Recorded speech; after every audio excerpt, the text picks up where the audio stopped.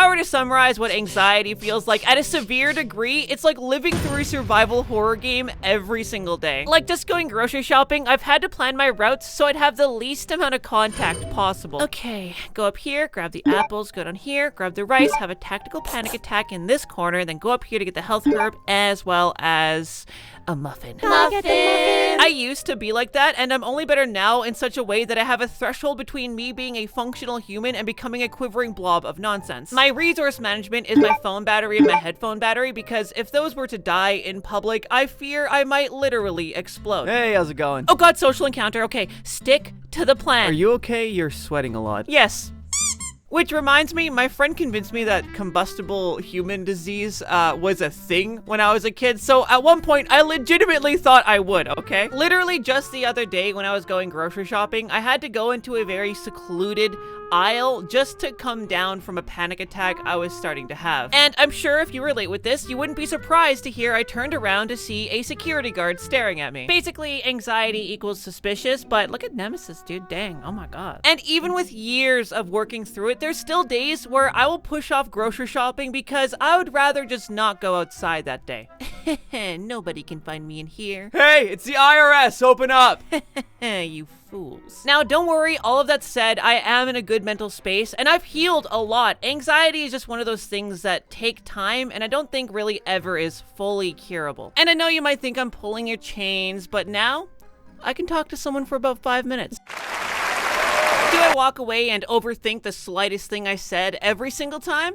Yeah, I do that. Yeah, I do. Sometimes I'll be so worried that I offended someone or said something wrong or annoyed someone that when I reach out to them to clarify, I successfully do exactly that, even though they didn't think about it in the first place because it was a nothing burger. Hey, remember this thing I said about spicy Cheetos? Huh? No, what are you talking about? Well, you said they're your favorite snack, and I said that they weren't mine, and I'm in the middle of work. Can you just get to the point? Okay, you're right. I'm sorry. Okay. So what I'm trying to say, it's spicy Cheetos. They're just not my favorite snack. Like, I think they're good, but I am hanging up the phone now. And I think it's cool that they're your okay.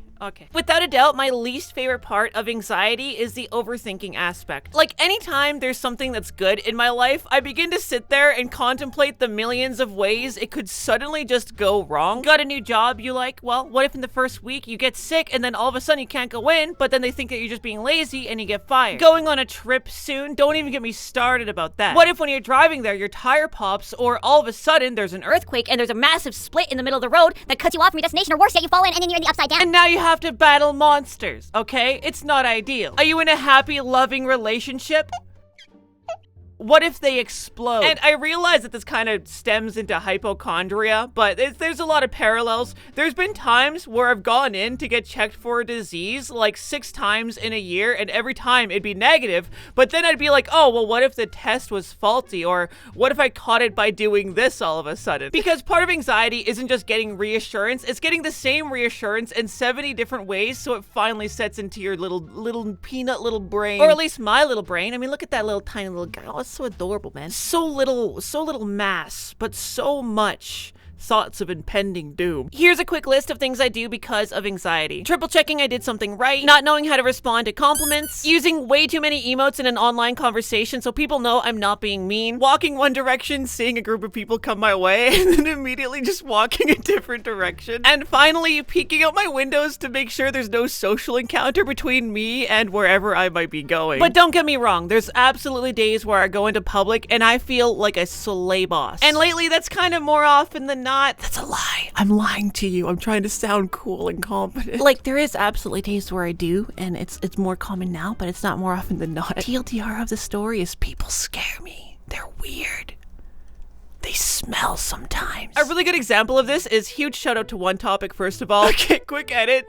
I'm not saying he smells, okay?